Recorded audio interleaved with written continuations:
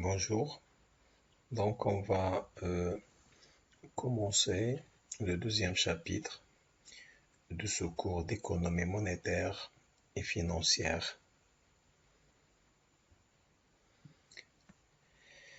Ce chapitre porte sur ce qu'on appelle la création monétaire. C'est la partie la plus importante de ce cours d'économie monétaire. Les mécanismes de création monétaire sont très importants dans la mesure où ça permet bien sûr de comprendre quels sont les agents financiers qui créent de la monnaie, quel type de monnaie, comment est-ce que la création monétaire doit être maîtrisée, bien sûr, pour ne pas, bien sûr, générer un processus inflationniste. Et la création monétaire, elle est en relation inextricable avec ce qu'on appelle la politique monétaire. Bien, c'est quoi donc création monétaire? On parle de création monétaire chaque fois que le stock de monnaie, la monnaie détenue par les agents non financiers, augmente. Chaque fois que le stock de monnaie détenu par les agents non financiers augmente, on peut parler de création monétaire. Inversement, on parle de destruction de monnaie lorsque le stock de monnaie détenu par les agents non financiers diminue. Les encaisses monétaires diminuent, détenues par les agents non financiers. Chose importante, il faut préciser que la création monétaire intervient lorsqu'une institution financière, généralement les établissements de crédit au Maroc, effectue une transaction avec un agent financier. Je reformule. On parle de création monétaire lorsqu'il y a un agent financier face à un agent non financier. Alors, les sources de la création monétaire, qui crée de la monnaie? Alors, les opérations sources de la création monétaire sont les suivantes. Les prêts des banques au secteur privé non financier. Ou bien on crée de la monnaie à l'occasion du crédit à l'économie. Et là, c'est les banques, c'est les établissements de crédit, les banques commerciales. On crée de la monnaie également pour financer l'État, les créances sur l'État. On crée de la monnaie pour les opérations avec l'étranger. Donc, on va examiner en détail les trois sources de création monétaire. Bien, on va commencer par la première source de création monétaire, le crédit à l'économie effectué par les banques commerciales ou bien les établissements de crédit. Les banques commerciales créent de la monnaie. Quelle monnaie? La monnaie scripturale. Vous soulignez ça, c'est important. Les banques commerciales créent de la monnaie scripturale. Quand est-ce que? Lorsqu'ils ont une créance sur les agents non financiers. À l'occasion, bien sûr, du crédit à l'économie, à l'occasion du crédit à l'économie, ou bien à l'occasion du crédit à l'État, ou bien à l'occasion des crédits sur le reste, les créances sur le reste du monde. Bien, la première situation. La création monétaire à l'occasion des crédits à l'économie, ou bien des créances sur l'économie. C'est la même chose. On entend par créances sur l'économie, généralement, les créances sur les entreprises industrielles, les entreprises commerciales, les agriculteurs et les particuliers, les ménages.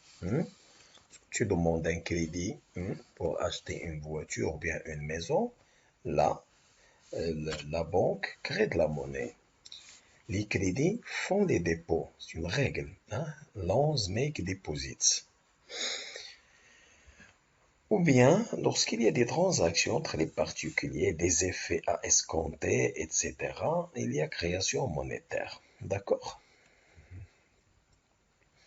Lettres de change, etc. Hein. Lorsque vous portez cette lettre de change à votre banque, qu'est-ce qu'il fait? Par un jeu d'écriture, bien sûr, il crée de la monnaie. Prends par exemple le cas d'une entreprise qui a emprunté, par exemple, auprès de sa banque 100 unités monétaires. 100 millions, 100 milliards, hein, 100 000. Hein. Alors, donc l'écriture est la suivante. On a deux situations. On a le bilan de la banque, hein, ou le bilan de l'entreprise, deux écritures. La banque, qu'est-ce qu'il va faire dans son bilan? À l'actif, il va mettre crédit, 100, parce qu'il a donné 100 à l'entreprise. Et au passif, il va mettre dépôt à vue. Dépôt à vue. C'est là où la monnaie est créée. Ça, c'est la monnaie créée, dépôt à vue. Au niveau de l'entreprise, bien sûr, il va mettre avoir à la banque, à l'actif, et bien sûr, une dette, hein, de l'entreprise vis-à-vis de la banque. La monnaie créée se concrétise par une inscription au compte dépôt à vue. Dépôt à vue. Dépôt à vue, c'est la monnaie créée. Donc, crédit font les dépôts. Lorsque je donne crédit, lorsque la banque donne les crédits, elle crée de la monnaie automatiquement. Bien. Et bien sûr, symétriquement, inversement, lorsque l'entreprise rembourse ce crédit, il y aurait ce qu'on appelle le phénomène de destruction de la monnaie. Bien. Euh, les banques créent de la monnaie en accordant des crédits à l'État. L'État, bien sûr, peut emprunter auprès des banques. Comment? En émettant les bons de trésor. Il s'agit ici des créances sur l'État, parce que l'État est un agent non financier. Hein? Bien.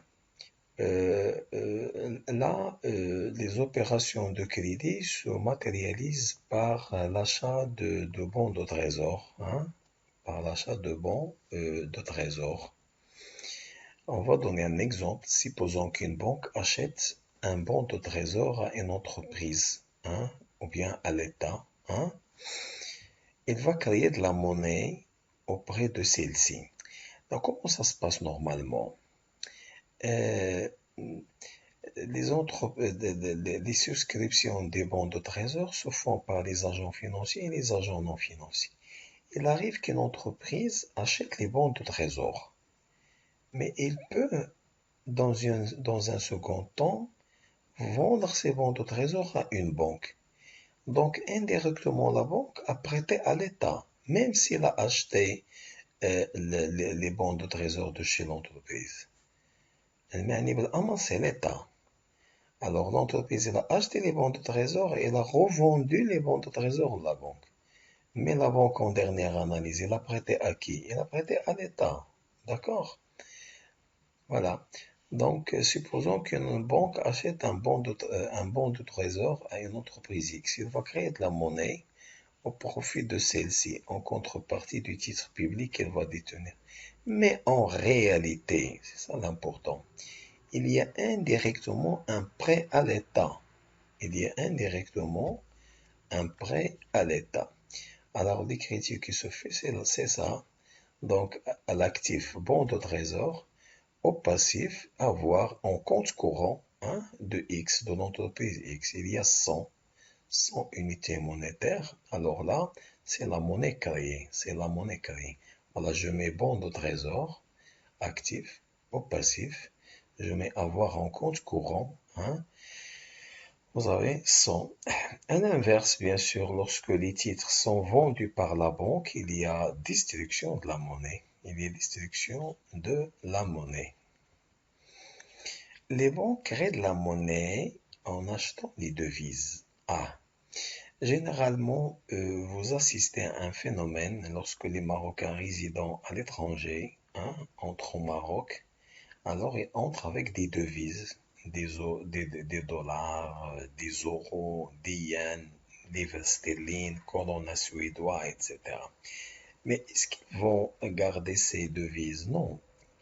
Ils vont bien sûr échanger ces devises contre le dirham. Alors, ils se présentent chez leur banque pour leur donner des devises, c'est-à-dire les monnaies internationales ou bien monnaies étrangères, contre le dirham. Dans cette situation, la banque crée de la monnaie. La banque crée de la monnaie. Ou inversement, un exportateur, une entreprise exportatrice, qui exporte des produits à l'étranger, généralement, il facture ses produits en devises.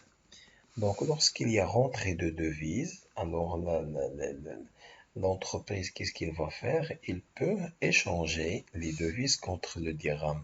Dans cette situation, il y a création monétaire. Voilà comment se passe le schéma. C'est très simple. Vous avez donc le compte de la banque. La banque, il va mettre à l'actif les devises. Hein? Quelqu'un a déposé 100 unités de devises. Il va mettre là à côté dépôt à vue. Ce dépôt à vue 100, est-ce qu'il est en devise ou en monnaie nationale? C'est en monnaie nationale. Donc, à partir des devises, donc, on a créé 100 monnaies nationales. C'est en dirham. Donc, comme si le Maroc a une créance sur le reste du monde. D'accord. Vous allez remarquer avec moi s'il y a donc plusieurs, euh, euh, donc le montant des devises est énorme. Si le montant des devises est énorme, qu'est-ce qu'il va arriver? Il va arriver le phénomène de l'inflation. Hein? Attention, lorsque l'économie reçoit beaucoup de devises, ces devises devraient être transformées en monnaie nationale.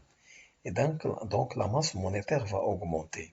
Et lorsque la masse monétaire va augmenter, bien sûr, les prix vont bien sûr augmenter. On va assister à une augmentation des prix parce que la masse monétaire a augmenté. D'accord?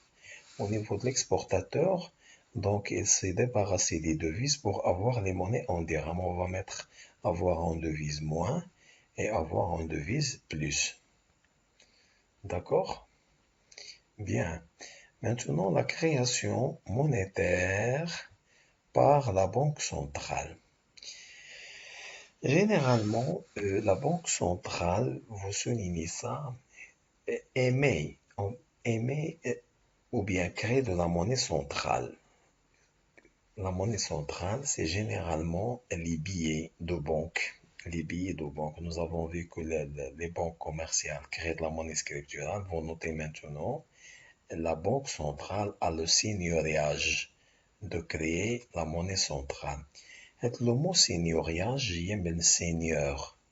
Les seigneurs, dans le temps, le début du système monétaire, les seigneurs sont comme des princes, des rois, qui frappent la monnaie. Et généralement, ce sont ceux qui frappent la monnaie, ce sont ceux qui ont le pouvoir. Lorsque tu as la monnaie, tu détiens de la monnaie, tu crées de la monnaie, tu as le pouvoir. Alors, à partir de cette date, on parle de seigneuriage monétaire. Seigneuriage monétaire, ça veut dire quoi? Ça veut dire quelqu'un qui a le pouvoir monétaire, le pouvoir de créer de la monnaie. Seigneuriage monétaire. Hein? Maintenant, les États-Unis ont le seigneuriage monétaire de créer les dollars. Aucun autre pays ne peut créer les dollars. Le dollar est une monnaie internationale, est une monnaie forte. On dit que les États-Unis ont le seigneuriage de création des dollars. Bien. La Banque centrale a le seigneuriage de créer la monnaie centrale. Celle-ci peut se définir comme le passif de la Banque centrale, qui est égal à quoi? C'est très simple. C'est les billets en circulation. Voilà la monnaie créée par l'Inde. C'est les billets, hein? Plus les réserves de banque, parce que chaque banque commerciale, pardon,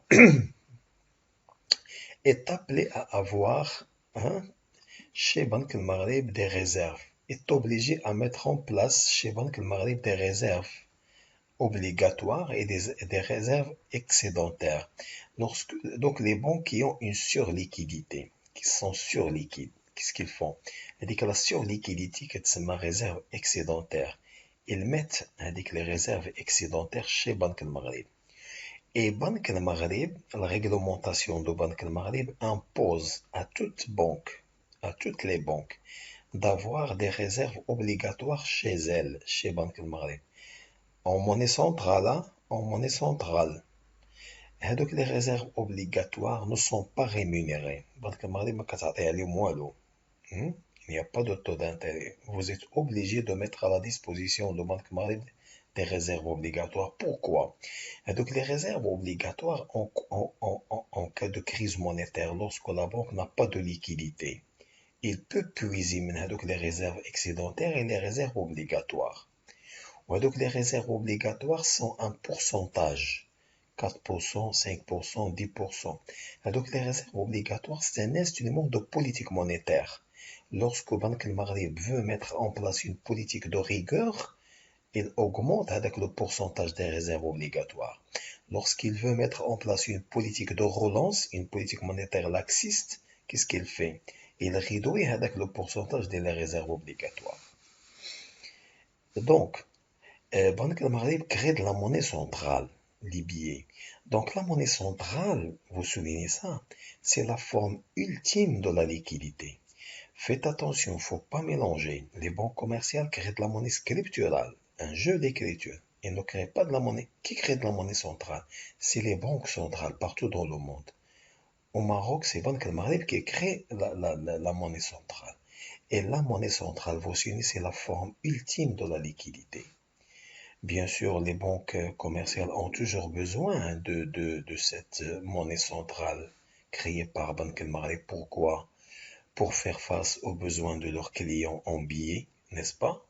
Et bien sûr, c'est un volant de réserve pour la compensation. Qu'est-ce que ça veut dire ça? Ça veut dire les banques entre elles échangent des chèques. Hein? Il arrive des moments où une banque se trouve avec beaucoup de chèques et elle n'a pas des chèques d'autres banques, bien sûr. Hein? Les chèques d'autres banques. Et elle n'a pas assez de billets pour satisfaire toutes les demandes. Ah, là, elle a besoin de billets. Qu'est-ce qu'il va faire? Alors, il va s'adresser à ses réserves excédentaires auprès de Banque al-Maghrib. Et s'il n'a pas, il va bien sûr emprunter sur le marché interbancaire. Bien. Banque al-Maghrib, ou bien donc la Banque centrale, crée de la monnaie en, à l'occasion des créances sur l'étranger. La Banque centrale crée de la monnaie sous forme fiduciaire, billets, etc. À l'international, bien sûr, les grandes entreprises exportatrices peuvent mettre à la disposition de Banque al-Maghrib des devises et en contrepartie, Banque al-Maghrib échange les devises contre les billets. D'accord? Lorsqu'une entreprise exportatrice a les devises, il est devant deux situations. Ou bien il peut aller chez sa banque, ou bien il peut aller carrément à Banque al-Maghrib pour échanger les devises. Donc, on dit que Banque al-Maghrib, ou bien la Banque centrale, a une créance sur le reste du monde. La Banque centrale, bien sûr, crée de la monnaie à l'occasion des crédits à l'économie. Hein?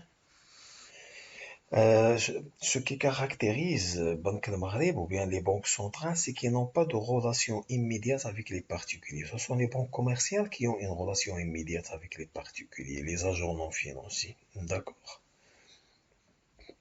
Bien, donc le crédit à l'économie se fait d'une manière intermédiaire, hein, se fait d'une manière intermédiaire des banques commerciales, par exemple, s'ils ont des effets à réescompter, hein. Par exemple, un client qui escompte un effet, qui présente un effet lettre de change ou bien billet à ordre, etc., à sa banque. La banque, qu'est-ce qu'elle va faire? Elle va lui donner de la liquidité. Mais qu'est-ce qu'elle va garder avec les effets? Non, elle va les réescompter. Donc, autrement dit, comme c'est Banque al-Maghrib, donc à donner crédit à ces agents non financiers indirectement à travers les banques. Hein? Donc là, il y a deux opérations. La première opération, opération d'escompte, et la deuxième opération lorsque les banques commerciales présentent leurs effets chez Banque al-Maghri pour les réescompter. Là, il y a création de la monnaie centrale. Il y a création de la monnaie centrale. Donc, je préfère m'arrêter ici pour continuer notre cours prochainement. Je vous remercie pour